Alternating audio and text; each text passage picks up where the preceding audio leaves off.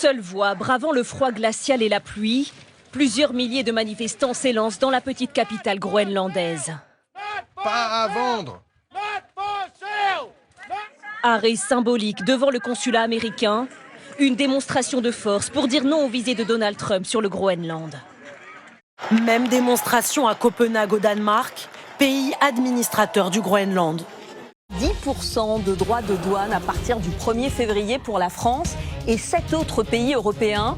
Le chantage de Donald Trump dans le dossier du Groenland, une réponse aussi aux milliers de manifestants cet après-midi. On est en fait dans ce que Pascal appelait la malédiction absolue, c'est-à-dire dans une temporalité fractionnée où il n'y a plus de continuité. Dans ce monde où tout va vite, où tout change, où les voitures se conduisent toutes seules, l'intelligence artificielle est déjà plus forte qu'un être humain. Sur ce plateau, d'aucuns vous diront qu'un grippin aussi. Le 1er juin 2026, les droits de douane seront portés à 25% jusqu'à ce qu'un accord soit conclu pour la vente complète et intégrale du Groenland. Complétez cette morale de La Fontaine, la raison du plus fort est toujours... Elle est toujours gagnante. La meilleure. Emmanuel Macron souhaiterait l'activation de l'instrument anti-coercition de l'Union européenne. Ce dispositif, encore jamais utilisé, permettrait de limiter les importations américaines et de bloquer certains investissements. Après 27 ans de négociations, l'image est sans doute historique. L'Union européenne et les pays du Mercosur ont signé le fameux accord de libre-échange auquel la France, vous le savez, s'est opposée. Ursula von der Leyen avait fait le déplacement au Paraguay. Le texte doit encore être voté au Parlement européen. Hey! Stop kneeing him in the face! That's his face! Stop it! Je peux aussi comprendre le point de vue de ceux qui disent « Oui, mais on ne veut pas que des personnes militarisées patrouillent dans les rues et arrêtent des gens dont beaucoup se révèlent être des citoyens américains qui n'ont simplement pas leurs papiers sur eux. Est-ce qu'on va vraiment devenir la Gestapo? Où sont vos papiers? Est-ce que c'est ça qu'on est devenu ?» À Paris, une enquête a été ouverte pour déterminer s'il y a eu bavure policière lors de l'arrestation d'un homme dans le quartier de Belleville. Une scène, vous le voyez, filmée par un riverain où l'on voit un policier le frapper alors qu'il est à terre. Interpellé pour suspicion de possession de stupéfiants, l'homme est décédé d'un arrêt cardiaque au commissariat plus tard dans la soirée. La famille de ce Mauritanien a également porté plainte. Elle dénonce des violences lors de l'interpellation d'El Hassen Diarra. Les Portugais qui votaient aujourd'hui pour le premier tour d'une élection présidentielle où l'extrême droite, déjà la plus grande force d'opposition nationale, est parvenue à franchir un nouveau palier en se qualifiant pour le second tour avec 24,7% des voix.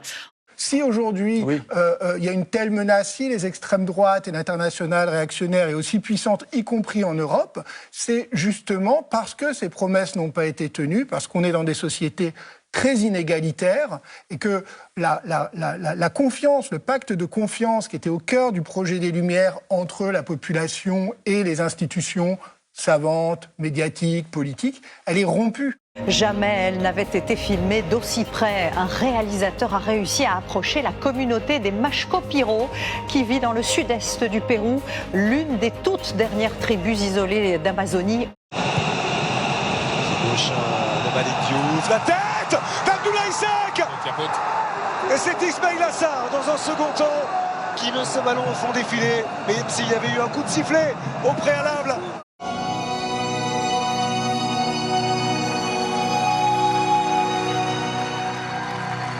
Un petit peu timide aujourd'hui. Alors on voit ce corner. Un duel entre Malik Diouf et Brahim Diaz qui réclamait quelque chose. On est en train d'analyser tout cela à l'aide de l'assistance vidéo. Un blessé grave hier soir à Paris, le plancher d'un appartement s'est effondré alors qu'une cinquantaine de personnes y étaient réunies pour faire la fête. Et ce sera penalty. En faveur des Lions de l'Atlas. Marilyn, top chrono, sur quel arbre les glands poussent-ils? Les glantiers? Le chêne. Ah, et là, les Sénégalais décident même de quitter le terrain, de quitter la pelouse. Il est mort le soleil. Il n'y a pas de problème. problème. Si on devait mourir demain,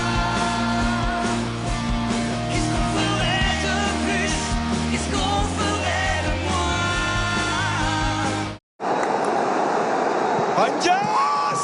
Oh, il a cherché la parenka, Brahim Diaz! But incroyable d'Ousmane Dembélé. Le Ballon d'Or parisien a signé un but de PlayStation. Ce sont les mots de l'entraîneur parisien de Luis Enrique. But marqué lors du match Paris-Lille remporté par le PSG. En plus, c'est une fois, il en avait besoin et de lui donner une image assez exceptionnelle. Pape Gueye, la frappe! Oh, la frappe de Pape Gueye! C'est un monument du football africain qui vient lever cette Coupe d'Afrique des Nations. Le Sénégal est champion d'Afrique pour la 2e fois de son histoire.